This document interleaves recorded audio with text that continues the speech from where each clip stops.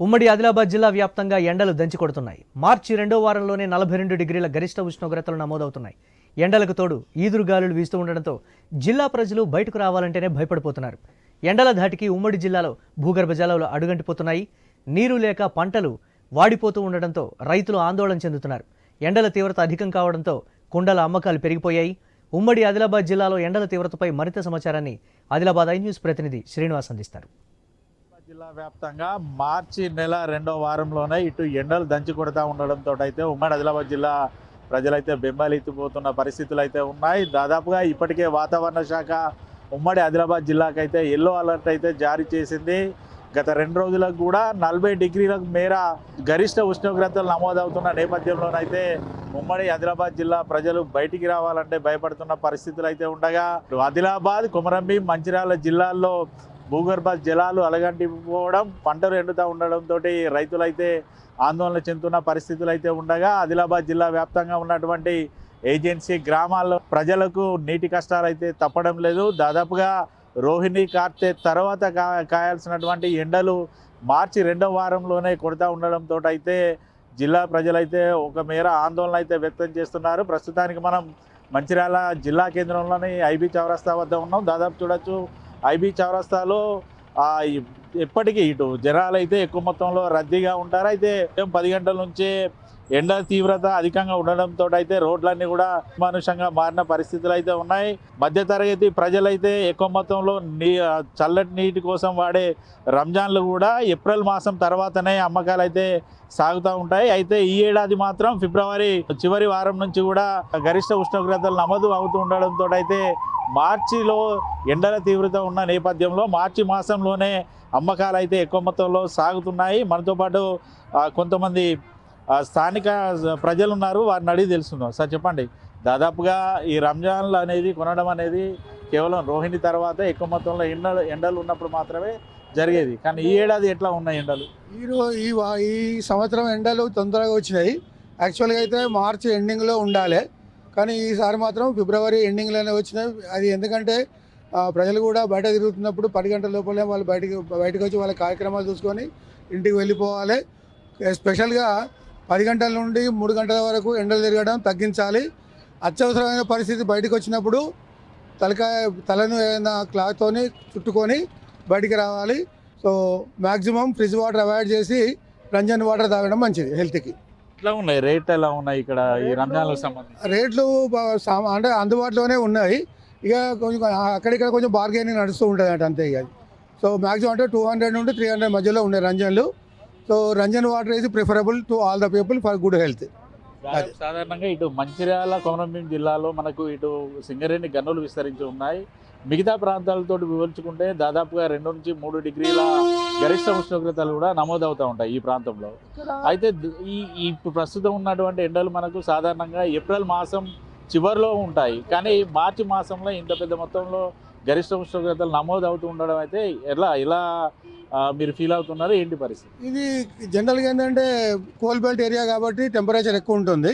Compare to Komaram Bheem జిల్లా కానీ ఆదిలాబాద్ కానీ వాటికంటే అక్కడ అడవులు ఎక్కువ ఉంటాయి కాబట్టి కొంచెం టెంపరేచర్ తక్కువ ఉంటుంది. కానీ ఇక్కడ కోల్ బెల్ట్ ఏరియా కాబట్టి, తర్వాత ఎన్టీపీసీ పవర్ స్టేషన్ ఉంది కాబట్టి టెంపరేచర్ ఎక్కువ ఉంటుంది.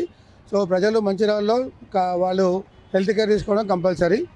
అది మనతో పాటు ఇటు రంజాన్లను అమ్ముతున్నటువంటి ఇటు అమ్మకందారులు కూడా ఉన్నారు, వారిని కూడా అడిగి తెలుసుకుందాం. సార్ చెప్పండి, ఎట్లా ఉంది ఈసారి ఎండలు ఎలా ఉన్నాయి, మీ సీజన్ ఎలా నడుస్తుంది? సీజన్ ఇప్పుడు తొందరనే స్టార్ట్ అయిందండి. ఎండలు కూడా చాలా విపరీతంగా ఉన్నాయి.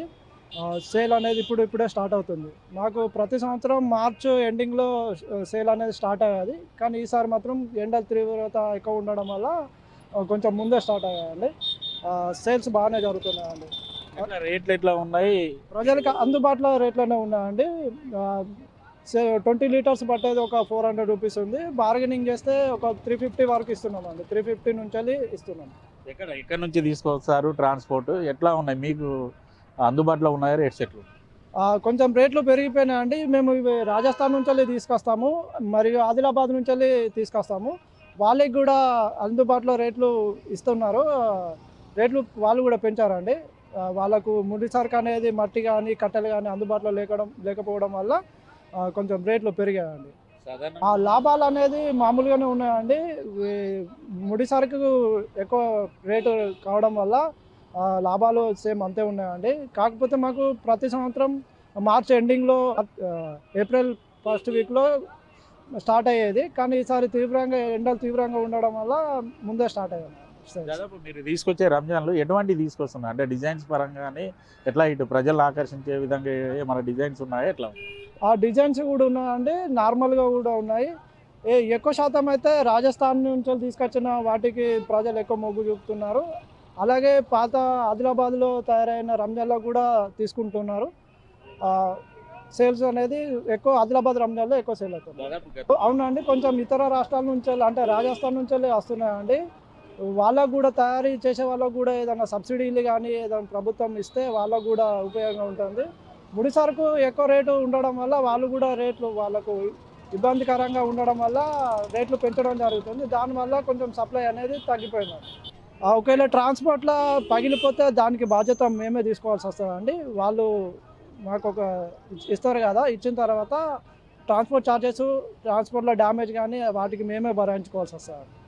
దాదాపు చూడొచ్చు ఇట్లు రంజాన్లు అమ్ముతున్నటువంటి ఇటు అమ్మకందారులు కూడా ఏదైతే స్థానికంగా ఉన్నటువంటి ప్రజలు ఎక్కువ మొత్తంలో వచ్చి ఈ రంజాన్లను కొనుక్కొస్తూ ఉండడంతో అయితే వారికి కూడా వివిధ డిజైన్స్ సంబంధించినటువంటి రంజాన్లను అయితే ఇటు రాజస్థాన్తో పాటు ఆదిలాబాద్ నుంచి కూడా తీసుకొచ్చి అయితే ఇటు సేల్ చేస్తున్న పరిస్థితులు అయితే ఉన్నాయి. అయితే ప్రతి ఏడాది కూడా ఏప్రిల్ మాసం తర్వాత మాత్రమే ఇటు ఎక్కువ మొత్తంలో అయితే రంజాన్లు అయితే సేల్ అవుతూ ఉన్నాయి. కానీ ఈ ఏడాది ఫిబ్రవరి మాసం ఎండింగ్ నుంచి కూడా పూర్తిగా ఈ ఎండల తీవ్రత పెరగడం, మార్చి 2వ వారంలోనే 40 డిగ్రీల పైగా గరిష్ట ఉష్ణోగ్రతలు నమోదవుతున్న నేపథ్యంలోనైతే ఇటు రంజాన్ల అమ్మకాలు ఎక్కువ మొత్తంలోనైతే సాగుతున్న పరిస్థితులు అయితే ఉన్నాయి. ఓవరాల్గా ఉమ్మడి ఆదిలాబాద్ జిల్లా వ్యాప్తంగానైతే 40 డిగ్రీల పైగా గరిష్ట ఉష్ణోగ్రతలు అయితే నమోదవుతున్న నేపథ్యంలోనైతే ఉదయం 10 గంటలు దాటిందంటే ఎవరు కూడా బయటికి రాని పరిస్థితులు అయితే ఉన్నాయి. మరోవైపు వాతావరణ శాఖ కూడా హెచ్చరికలు అయితే జారీ చేస్తుంది. ఉదయం 10 గంటల నుంచి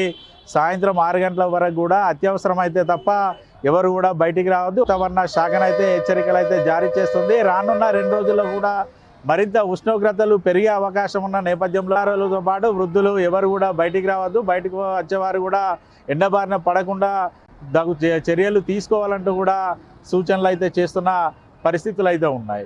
ఓవరాల్గా ఉమ్మడి ఆదిలాబాద్ జిల్లా వ్యాప్తంగా మాత్రం ఎండల తీవ్రత అధికమవుతున్న నేపథ్యంలో మాత్రం ఉమ్మడి జిల్లా ప్రజలు బయటికి రావాలంటే జంకుతున్న పరిస్థితులే ఉన్నాయి. Video journalist Ramesh Srinivas, I news,